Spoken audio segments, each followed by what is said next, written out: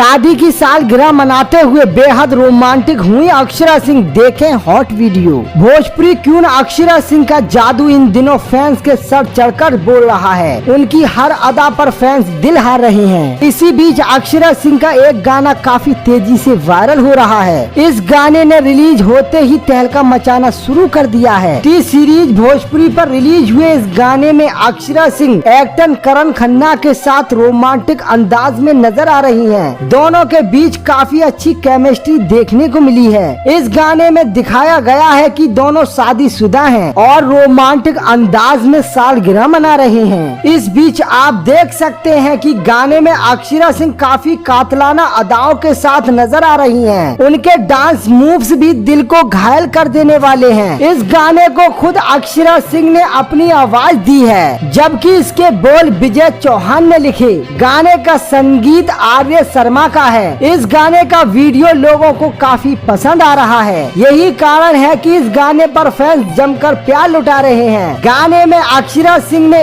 एक से बढ़कर एक हॉट नाइटी पहनी हुई है। इसके साथ ही वो करण खन्ना के साथ काफी अच्छे बोल्ड सीन भी करती हुई नजर आ रही है। दोस्तों, आपको ये न्यूज कैसा लगा कमेंट में जरूर बताएं और अक्षरा सिंह से जुड़ी खबरों के लिए मेरे YouTube चैनल को सब्सक्राइब करना ना भूलें।